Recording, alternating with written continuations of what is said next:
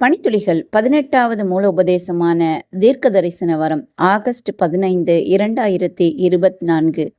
நம்பிக்கைக்கான சோதனை. அந்த தீர்க்கதரிசி சொன்ன வார்த்தையின்படி வந்தால் அப்பொழுது அவன் கர்த்தர் மெய்யாய் அனுப்பின தீர்க்கதரிசியாக விளங்குவான். எரேமியா 28:9. இரத்த பரிசோதனை ஒன்றை கண்டுபிடித்திருக்கிறாங்க. அதன் மூலம் கருப்பை புற்றுநோய் 90%, கணைய புற்றுநோய் 80% துல்லியமாக அறியலாம். இதன் மூலம் ஆரம்பத்திலேயே புற்றுநோயை கண்டறிந்து நோய் பரவுவதை தடுத்து நிறுத்த முடியும். ஆனால் இது பொது பயன்பாட்டிற்கு வருவதற்கு முன்பாக மேலும் பரிசோதிக்க வேண்டியிருக்கிறது. தேவனுடன் தகவல் தொடர்பு முக்கியம். அதனால அவரிடமிருந்து செய்தி கொண்டு வருவதாக சொல்றவர்களை சோதிப்பதற்கு ஒரு வழியை ஏற்படுத்தியிருக்கிறார்.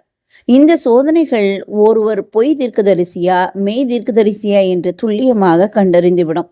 தீர்க்கதரிசிகள் உண்மை பேசுவதை காட்டுவதற்கான முக்கிய நிபந்தனை ஏற்கனவே உள்ள தீர்க்க தரிசன செய்திகளுடன் ஒத்துப்போகிற செய்திகளை அறிவிப்பதாகும். ஏசாயா சொல்கிறார், வேதத்தையும் சாட்சியாகமத்தையும் கவனிக்க வேண்டும். இந்த வார்த்தையின்படி சொல்லாவிட்டால் அவர்களுக்கு விடியற் காலத்து வெளிச்சமில்லை என்று. ஏசாயா 8:28 இதை வாசிக்கலாம். மரித்தவர்களுடன் தாங்கள் தொடர்பு கொள்வதாக சொல்பவர்களை சோதிப்பதை குறித்து பேசும்போது ஏசாயா இவ்வாறு சொன்னார். ஏனென்றால் அது ஒரு வகையான பொய் தீர்க்க தரிசனம். முந்தைய மெய் தீர்க்கதரிசிகள் தேவனை பற்றிய சாட்சி அளித்தார்கள். மோசே நியாயப்பிரமாணத்தை எழுதி வைத்துள்ளார். தேவ செய்தியை அறிவிக்கிறவர்கள் முந்தைய தீர்க்கதரிசிகளுக்கு ஒத்து போகிறார்களா என்று சோதிக்க வேண்டும்.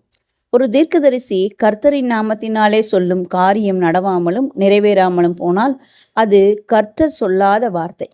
அந்த தீர்க்கதரிசி அதை துணிகரத்தினால் சொன்னான், அவனுக்கு நீ பயப்பட வேண்டாம். உபாகமம் 18:22 வாசிக்கலாம். இன்றைய செயலில் காட்டுங்கள். சமீபத்தில் நீங்கள் கேள்விப்பட்ட ஒரு கோட்பாட்டை வேதாகம போதனையுடன் ஒப்பிடுங்க. இன்றைய ஆழமான ஆராய்ச்சிக்கு யாக்கோபு 1:17, 1 தெசலோனிக்கேயர் 5:20-22, 1 யோவான் 4:1 கொடுக்கப்பட்ட வசனங்களை ஆழமா தியானிங்க. இந்த நாள் உங்களுக்கு இனிய நாளா இருக்கட்டும்.